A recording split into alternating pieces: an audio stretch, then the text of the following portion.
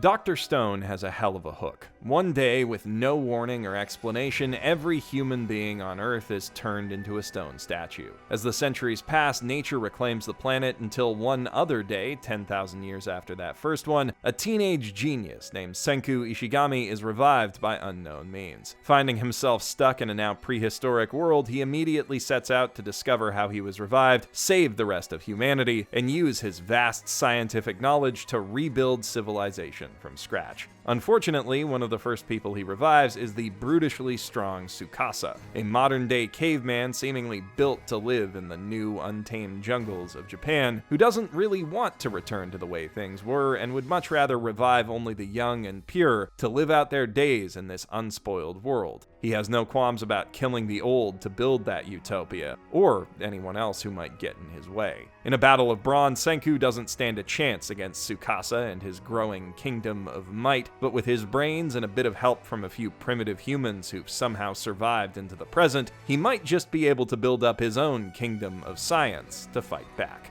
Before Dr. Stone, I didn't really read manga before I'd watched their anime adaptations, but that premise was just way too intriguing to pass up. And as I found out, it has a lot more going for it beyond that solid high concept. Dr. Stone is the series that finally turned me into a weekly manga reader, and almost 2 years later, its anime adaptation has become one of my favorites of 2019. Today, I'd like to shine a light on what I see as the series' biggest strengths, in the hopes of figuring out what exactly is so great about Dr. Stone. This video is sponsored by Crunchyroll, the anime streaming service where you can watch Dr. Stone and hundreds of other great shows whenever you want on whatever device you happen to have handy. Stick around to the end to hear more, or head to crunchyroll.com/basement to try it for yourself free today. Right off the bat, this series sets itself apart from your standard Shonen Jump fare by taking its focus away from the fighting. There are a fair number of battles in Dr. Stone, but they're not given all that much screen time. Instead, the story is mostly about Senku's preparations for those battles, gathering resources, concocting strategies, and inventing the tools he needs to win the fight before it's even begun. This remains interesting, even in the absence of over-the-top action, for two reasons. Firstly, because everything that Senku does is based in practical real-world science, it's just inherently interesting to see how he solves problems. As the series is starting out, his experiments have a primitive technology-esque survivalist appeal. There's something immensely satisfying about seeing man bending the world to his whims with such simple tools. Once Senku has a proper lab set up, though, the appeal shifts from primitive procedure to seemingly impossible scientific spectacle. In short order, our hero begins performing near miracles, like introducing electric light to the stone world.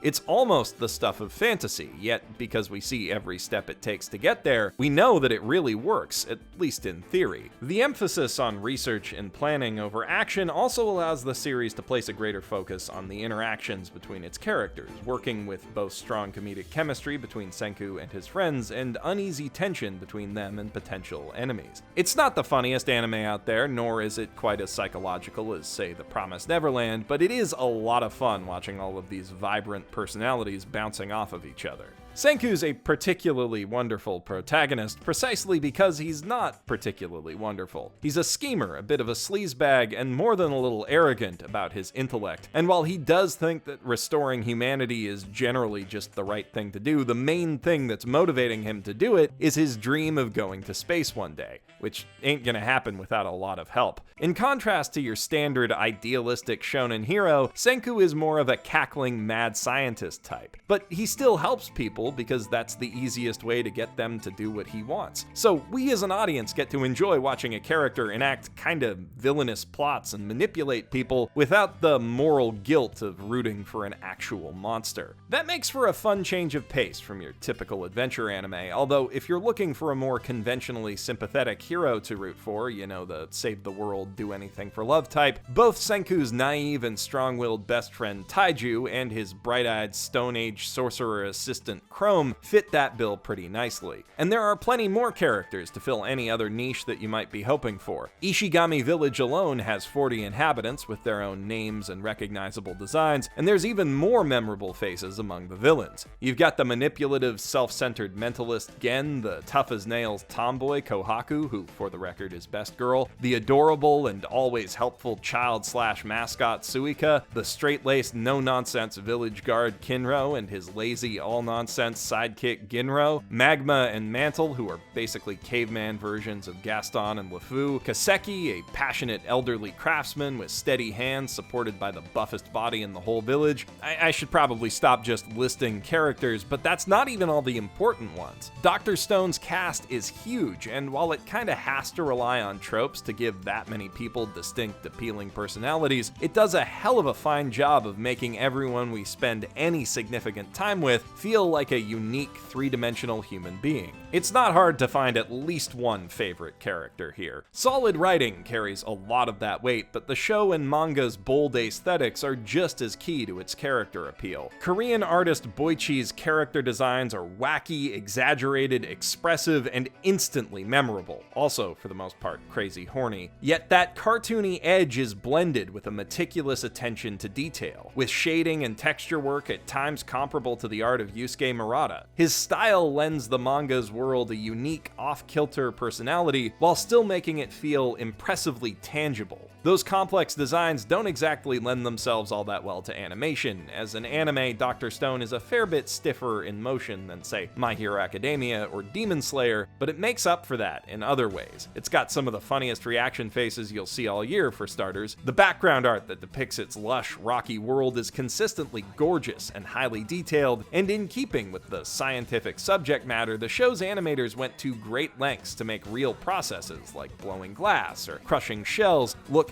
as authentic as possible. And that attention to detail is really important, because as much as Dr. Stone wants to simply tell a fun adventure story, it also aims to educate its viewers about the wonders of science. Though don't let that scare you off, it takes a very different approach to education from other shows with similar goals. From Western mainstays like Bill Nye the Science Guy and the Magic School Bus to anime like Cells at Work, the vast majority of edutainment tends to be episodic in nature. And that makes sense. If your goal is to teach, it's only logical to focus on delivering memorable, self-contained lessons over telling complex ongoing stories. But science kinda is a complex ongoing story. All of nature is interconnected, and every invention that we use today is the product of people building on other people's discoveries stretching back for millennia. Dr. Stone accelerates that timeline by a little bit, but its story fundamentally reflects that process of innovation and iteration. Senku's ultimate goal is to rebuild civilization from scratch the same way we did it the first time. The interpersonal conflicts of its narrative create the need for specific inventions that then become the focus of individual episodes, chapters, and arcs, but once we move past the absolute basics, like, say,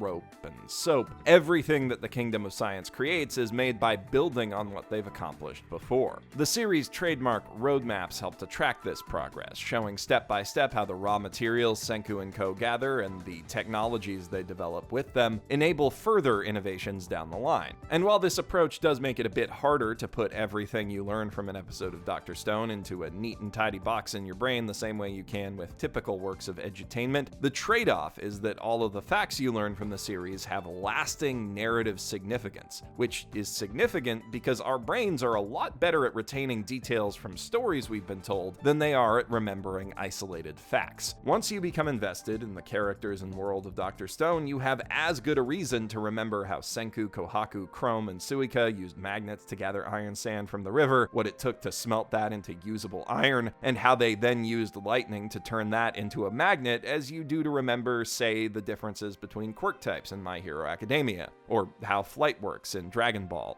What's more, because certain subjects like magnetism and electricity tend to be applicable to a lot of the goals that Senku sets out to accomplish, the series allows its audience to develop a more comprehensive understanding of those subjects than they'd gain from a single episode about them, in much the same way that you probably have a better understanding of how Crazy Diamond works and what its limitations are than you do of, say, Aqua Necklace or Superfly. I don't have the data to say with any degree of certainty that this is a more effective effective method of teaching science than Bill Nye's approach. It's certainly nowhere near as efficient, since Dr. Stone spends a lot more time developing its characters and plot than it does imparting useful scientific knowledge, but I can say that I'm more emotionally invested in this series than I ever was in The Science Guy or The Magic School Bus. And because of that, on top of teaching me more about how the modern world works, Dr. Stone has managed to help me better appreciate everything that world has given me, and the hard work and human ingenuity that it's taken to build it up. As someone who can barely see past the end of his own nose, the moment where Suika put on her glasses and saw the world clearly for the first time in her life brought tears to my barely functional eyes. And that's just one of many surprisingly emotional scenes that result from Senku's research. That, I think, is where Dr. Stone's real educational strength lies. Beyond simply conveying information about our world, it has an incredible ability to inspire a sense of genuine awe at the impact that science has had on it and on us. By resetting Earth to a realistic primitive state, Dr. Stone effectively frames scientific knowledge as a world-shaking shonen superpower, and an attainable one at that, which is really important. When you're a kid watching shonen anime, it's only natural to want to be more like the heroes on screen, but given that most shonen stories are escapist fantasies, emphasis on the fantasy, they don't always offer many practical outlets for that motivation, beyond Naruto running everywhere, I mean. A lot of shonen heroes are good role models who can inspire viewers to be better people and stand up to bullies, but often only in abstract terms. Things change when these kinds of stories are used to present activities that kids actually can participate in real life. Many a child, or grown adult watching Yu-Gi-Oh! Has gotten caught up in the hype and bought a booster pack or two. 100. And the power that anime has to get kids excited about real things isn't limited to glorified advertising. Haikyuu caused enrollment in Japanese boys' high school volleyball to surge by over 10% in just 4 years, simply by showing the kids reading Shonen Jump that volleyball could be cool. In a similar manner, Dr. Stone uses the tools of hyped-up shonen storytelling to demonstrate how interesting, fun, and rewarding scientific research and experimentation can be. And it further amplifies the coolness factor of those things by demonstrating them through an apocalyptic adventure story, as opposed to, like, a science fair tournament arc, I guess. It will take more time to see what effect that's having on kids than it did to observe Haikyuu's impact on high school volleyball, but I think that Dr. Stone could potentially inspire a lot of children to pursue careers in science and medicine. It's impossible to estimate how many at this point, but considering how far we've gotten with only 0.1% of the global population working in scientific research today, just bringing in a few thousand more scientists could have a significant positive impact on humanity's future. And yeah, this is all very hypothetical, but how many manga or anime can you honestly say that about, hypothetically or not? Even for those of us who don't end up in science, though, Dr. Stone conveys a really powerful and positive humanist message. That people, even as Chrome would put it, bad dudes like Ginro and Magma, have the potential to do great things. That it's not just morally right, but also rational to help others achieve their potential, because what benefits the group benefits us as individuals. And based on that, at least according to Senku's calculations, all 7 billion of us are worth fighting to save. The series isn't some flawless moral parable, mind you. In Cheerleading for Modern Science, it does at times threaten to present the modern world as a kind of perfect utopia, which it definitely isn't, even if it does look that way from caveman standards. And I don't always agree with the show's specific philosophical stances, but that core theme is something that I can 1,000,000% get behind. And if you've got a kid who's even 1% interested in science, I think that this is one of the best pieces of educational media that you could ever expose them to. But it only works on either level because, above all else, it's just a blast to watch, or read for that matter. It tells a compelling story with a brilliant high concept driven by unconventional conflicts. It's gorgeous to look at, pretty damn funny, and packed to bursting with interesting, likable characters. If you like shonen anime, and really, who doesn't at least to some extent, Dr. Stone is about as fun and fresh as it gets. This video was brought to you by Crunchyroll, the premier anime streaming platform where you can watch Dr. Stone, Demon Slayer, Attack on Titan, Sword Art Online, My Hero Academia, and plenty of other hit anime, along with a metric ton of cool, more obscure titles, with new episodes coming out right when they air in Japan. And you know, anime is not all they offer. In the spirit of education, for example, Crunchyroll created a bonus episode of Dr. Stone that offers a behind-the-scenes look at how the series was produced. It's a fantastic little documentary that highlights the creative passion behind this anime and the lengths that its production team went to for the sake of scientific authenticity. And if you've ever been curious about what goes into making anime in general, it also runs through all of the little steps required to bring just one shot out of around 300 per episode to life. You can check that out for free on Crunchyroll's YouTube channel, link in the doobly-doo, or you can watch it as part of the series using your Crunchyroll Premium membership, which also grants you access to the hundreds upon hundreds of other great anime in their catalog. And if you don't have Crunchyroll Premium yet, you can try it for 14 days by signing up for a free trial at crunchyroll.com/basement. Those are the reasons I like Dr. Stone, but if you've got your own, or reasons that you don't for that matter, I'd love to read about them in the comments down below, along with basically anything else you want to say. The extra comments and likes that you guys have been leaving have really been helping the channel out, so again, thank you so much for that. I'm Geoff Thew, professional shitbag, signing out from my mother's basement.